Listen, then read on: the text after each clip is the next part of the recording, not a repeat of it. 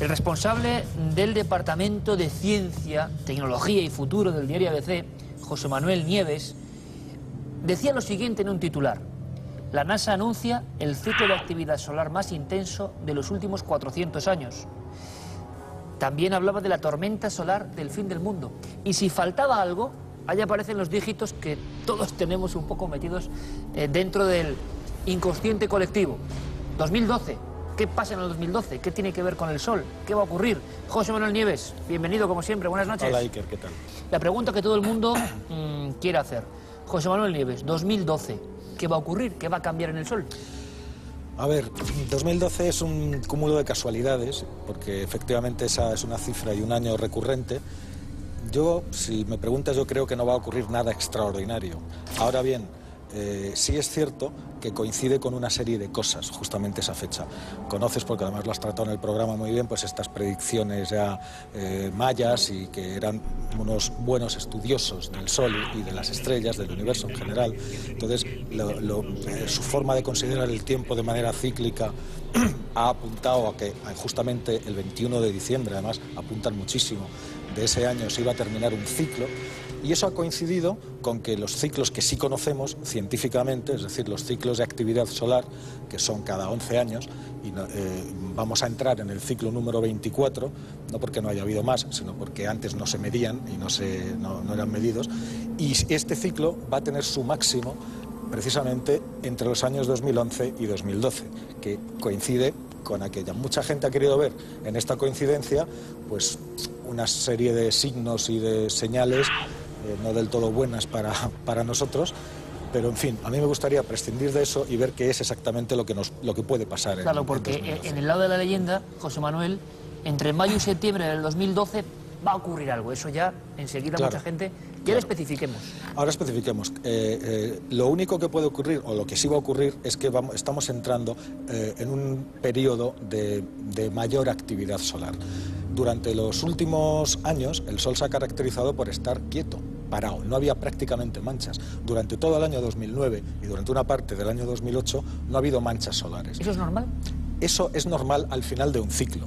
Ahora, un periodo de inactividad tal y tan largo no es excesivamente normal. Se han conocido otros periodos, pero duraban meses, no años, y estábamos ante un periodo de años de práctica inactividad. Eso, unido a otro tipo de predicciones y otro tipo de datos de la dinámica solar y del flujo solar, indicaban, como muy bien has dicho, que la NASA ya preveía que el ciclo número 24, en el cual acabamos de entrar, precisamente los años 2011-2012 iba a tener sus periodos de máxima actividad. ¿Eso qué quiere decir? Pues que se iban a producir más manchas solares, y las manchas solares están relacionadas a otro tipo de fenómenos que son las fulguraciones solares. Lo llaman, el nombre técnico es eyección de masa coronal. Porque ¿es eso que vemos que son como unos saltos tremendos de masa solar?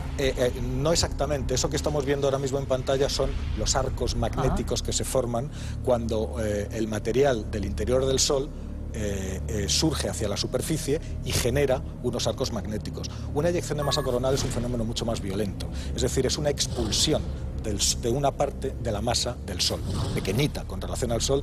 Ten en cuenta que el Sol, él solito, tiene el 99,8% de toda la materia que hay en el sistema solar. Entonces, un poquito de materia del Sol, cuando decimos que expulsa un poquito, en realidad son millones y millones y millones y millones de toneladas expulsadas en una especie de erupciones muy violentas y que tienen distintas intensidades. ¿Qué sucede con eso? Cuando el Sol, esto es una eyección de masa coronal, esto que estamos viendo ahora mismo, entonces proyecta una parte de sí mismo al espacio, y eso lo hace en forma de una nube masiva de protones y de electrones, una radiación muy masiva que inunda el espacio y que, claro, llega hasta la Tierra. Llega hasta la Tierra, nos afecta. No, nos afecta continuamente. El viento solar es una cosa que conocemos muy bien desde hace un montón de tiempo, y estamos constantemente bombardeados por partículas elementales que proceden del Sol. Pero cuando se dan estos episodios, y se suelen dar en los periodos de actividad máxima, cuando se dan justamente estos episodios, la cantidad de materia que nos llega y la cantidad de radiación que nos llega es espectacularmente grande. Cuando eso pasa, tenemos un escudo natural en la Tierra, que es el campo magnético, el cinturón de Van Allen, ¿no? El escudo magnético absorbe ese impacto y se deforma con él, es decir, se queda aplastado. El escudo magnético ocupa hasta unos 60.000 kilómetros desde la superficie de la Tierra. ¿Y eso nos protege de esas tormentas Eso nos solares? protege. El impacto lo absorbe el escudo magnético, las partículas que forman ese impacto van a los polos y tenemos un fenómeno muy bonito que es el de las auroras boreales, que se produce precisamente cuando suceden este tipo de fenómenos, ¿no? ¿Qué ocurre? Ha habido eyecciones de masa coronal de muchas intensidades. La más grande de todas se produjo hace un siglo y medio, en el año 1859, y fue tal el impacto de las partículas solares que llegó a deformar el escudo de tal manera que desde 60.000 kilómetros lo aplastó hasta 7.000 kilómetros. ¿Eso qué significa? Que el escudo por la parte trasera de la Tierra se estira y luego eso es una especie de efecto rebote que vuelve a colocarse para volver a estar como estaba al principio, ¿no? Cuando eso pasa se producen descargas eléctricas, o sea, una cantidad de energía eléctrica enorme que llena toda la atmósfera. ¿Y cómo afectó a la Tierra en aquel momento aquella tormenta solar de 1853? Las auroras boreales, por ejemplo, las auroras boreales en 1859 llegaron hasta los trópicos, es decir, se vieron en España. Hay artículos de periódicos en el Diario de Mallorca, en Diario